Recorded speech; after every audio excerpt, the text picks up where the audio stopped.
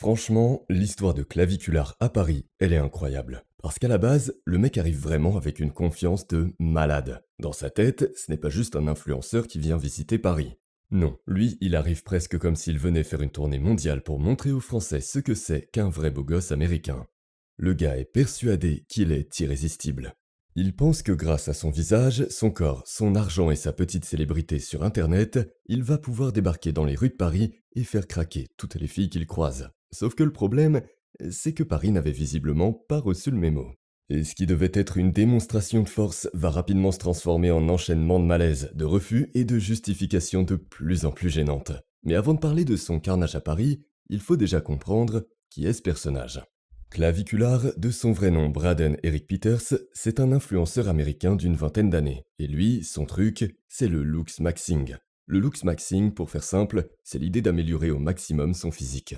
Mais quand je dis améliorer, je ne parle pas juste d'aller à la salle, de mieux s'habiller et de changer de coupe de cheveux. Ça, c'est la partie normale. Dans les communautés de looks maxing, les mecs analysent absolument tout. La forme de ta mâchoire, la largeur de tes épaules, la position de tes yeux, la taille de ton nez, tes pommettes, la longueur de ton visage, la distance entre ton menton et ta lèvre. Vraiment, ils peuvent regarder une photo de toi et te faire une analyse comme si tu étais une voiture qui devait passer le contrôle technique. Et Claviculaire, lui, est allé très loin dans ce délire. Il a fait de son propre visage un projet à plein temps. Il parle de chirurgie esthétique, de produits hormonaux, de stéroïdes, d'injections et de techniques parfois complètement extrêmes. My top drugs are meth, ketamine, alcohol, steroids, peptides. I do it all. Le mec est tellement obsédé par les os du visage qu'il a même choisi comme pseudo Claviculaire en référence à la clavicule. Ça te donne déjà une petite idée du personnage.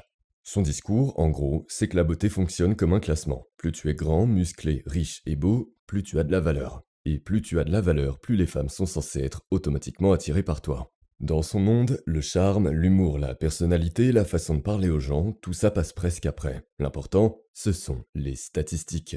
Et Claviculaire, dans sa tête, c'est exactement ça. Il est persuadé que les autres hommes deviennent immédiatement invisibles dès qu'il arrive. What's subhuman? Subhuman is a term that we use in like the Luxmax community for like horrendously ugly people. Évidemment, avec ce genre de mentalité, il commence à avoir une communauté, surtout des jeunes mecs qui sont complexés et qui cherchent une méthode miracle pour devenir attirants. Et la promesse de Claviculaire, elle est simple. Travaille ton visage, travaille ton corps, gagne de l'argent, augmente ton statut. Et après ça, normalement, tu ne te feras plus jamais recaler. C'est très séduisant comme discours, parce que ça donne l'impression que tout peut être contrôlé, que le rejet n'est pas quelque chose de normal, que si une fille ne veut pas de toi, c'est forcément parce que tu n'as pas encore assez travaillé ton physique.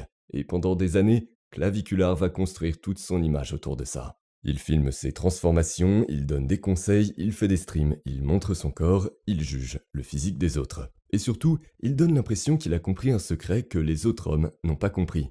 Puis un jour, il décide d'aller à Paris. Claviculaire arrive donc à Paris pendant une période où il y a énormément de monde. Il y a la fête de la musique, il y a la Fashion Week masculine, les rues sont pleines, les terrasses sont remplies. Il y a des touristes, des mannequins, des gens bien habillés, des influenceurs et des photographes partout. Honnêtement, pour lui, c'est le terrain parfait. Le mec arrive même avec un débardeur I Love Paris. Au début, il est tout content. Il marche dans la ville, il filme son séjour et il commence à repérer des filles à qui parler. Well, you look very beautiful. What are you guys up to later tonight? A restaurant? You don't want to spice it up a little bit and hit like a club or something? Not tonight? All good. Well, I hope you guys enjoy your dinner. Take care of yourself. Bye. Et il faut comprendre un truc. Aux États-Unis, Claviculaire est dans sa petite bulle internet. Quand il parle à quelqu'un, il y a parfois des personnes qui le reconnaissent. Son nombre d'abonnés peut impressionner, son nom peut donner un certain statut. Mais à Paris, la majorité des gens ne savent absolument pas qui il est. Pour les Parisiennes, ce n'est pas Claviculaire, la star du looks maxing. C'est juste un Américain en débardeur avec une caméra qui vient interrompre leur discussion. Et déjà, ça change tout. Il commence donc à aborder des filles dans la rue et dans des cafés. Et rapidement, il se rend compte que ça ne se passe pas comme prévu. Les filles répondent rapidement, certaines sont polies mais clairement pas intéressées, d'autres continuent leur chemin, certaines lui disent directement non. Maybe you could show me around tomorrow. We could go together. Yeah. Why not? Grab your number. I have a boyfriend. You have a boyfriend. Probably should have started the conversation with that, right? You have a boyfriend? Yes, I do. You think that's the best you can do? Like, do you think Girlfriend. he's the best you can do, your boyfriend? Yes. Like, you don't think you can upgrade? Yes. Alright. I love my boyfriend. Mais lui continue. Parce qu'à chaque nouveau groupe de filles, il se dit probablement que cette fois, ça va fonctionner. Il s'approche d'un groupe installé à une terrasse. Il commence à parler avec elles. Et à un moment, il leur dit un truc du style « Ne cherchez surtout pas mon nom sur internet ». Clavicular.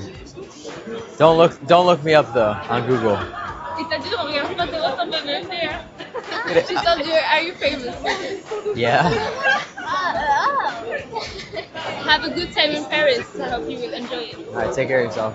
Bye. Goodbye. Oh, shit. Tu vois la technique. Il dit ça pour créer du mystère. En gros, ils veulent qu'elle demande « Pourquoi ? Tu es connu ?» Normalement, c'est censé être le moment où les filles découvrent qu'il a des abonnés et où elles commencent à le regarder différemment. Sauf que là, une fille lui demande simplement « Tu es célèbre ?» Mais pas avec des étoiles dans les yeux. C'est plus en mode « Pourquoi ce mec agit comme si on était censé le connaître ?» Et là, tu sens que sa technique tombe complètement à plat. Parce que toute son aura repose sur le fait que les gens savent déjà qui il est. Mais si personne ne le connaît, il ne reste plus que lui. Et il doit simplement avoir une conversation normale. Sauf que visiblement, ce n'est pas sa plus grande qualité. Les filles restent polies, mais elles ne sont clairement pas séduites. À la fin, l'une d'elles lui souhaite même un bon séjour à Paris. Tu sais, la phrase gentille qui veut vraiment dire « C'est bon, maintenant, tu peux partir ». Clavicular tente une petite poignée de main et s'éloigne. Pas d'insultes, pas de grosses disputes, elles ne l'humilient même pas vraiment. Elles ne sont juste pas intéressées. Et je pense que c'est précisément ça qui le touche le plus. Parce qu'il peut se défendre contre quelqu'un qui l'insulte. Il peut dire que la personne est jalouse ou qu'elle le déteste. Mais quelqu'un qui s'en fiche complètement de lui, c'est beaucoup plus difficile à gérer. Sauf que Clavicular ne va pas s'arrêter là. À un autre moment, il décide de sortir un énorme costume. Et pas n'importe quel costume, selon lui, la tenue coûterait environ 10 000 $. Donc déjà, quand tu commences à préciser le prix de ton costume à tout le monde, c'est que tu attends clairement une réaction. Dans sa tête, il doit probablement imaginer qu'il va marcher dans Paris et que tout le monde va se retourner. Les gens vont voir le costume, ils vont sentir l'argent, ils vont comprendre qu'ils sont face à quelqu'un d'important. Sauf qu'il marche dans les rues, et les gens continuent leur vie. Personne ne s'arrête. Personne ne lui demande où il a acheté son costume. Personne ne semble bouleversé par sa présence. Et lui, il commence à être presque vexé que les passants ne réagissent pas davantage. C'est ça qui rend la scène drôle. Parce que le mec pense que le simple fait de porter un costume cher doit automatiquement rendre les gens admiratifs. You know, I have the worst game, so I don't claim to ever be something I'm not. I'm not a pickup artist. I'm a fucking autist. You know, I'll tell you everything you need to know about looks maxing, but going up to chicks, not my specialty. Mais à Paris, surtout pendant la Fashion Week, des gens bien habillés, il y en a partout. Et puis surtout, le prix du vêtement ne te donne pas automatiquement du charisme. Tu peux porter un costume à 10 000 $ et quand même mettre tout le monde mal à l'aise dès que tu ouvres la bouche. Ensuite, il y a une autre scène dans un bar. Clavicular s'approche d'une femme qui travaille derrière le comptoir. Déjà, elle est en train de travailler. Elle n'est pas là pour rencontrer l'amour de sa vie. Mais lui commence quand même à lui parler. Et à un moment, il prend sa main pour essayer de lui faire un baisement. Dans sa tête, le geste est peut-être super élégant, il pense peut-être qu'il joue le prince charmant américain à Paris. I don't mean to bother you while you're working, but you're very pretty. I said I don't mean to bother you while you're working, but you're very pretty. Nachos with tequila shots. Mais dans la réalité, la scène est juste gênante. La femme ne semble pas du tout impressionnée, l'interaction ne va nulle part. Et encore une fois, tout est filmé. C'est ça qu'il faut comprendre avec Clavicular. Un mec normal qui se fait recaler dans un bar, ça dure 30 secondes et tout le monde oublie. Mais lui, tout est en direct. Il y a des milliers de personnes qui regardent. Ensuite, les extraits sont découpés, ils sont repostés sur TikTok, les gens ajoutent des sous-titres, ils mettent une musique drôle, et ton petit moment gênant devient une humiliation internationale.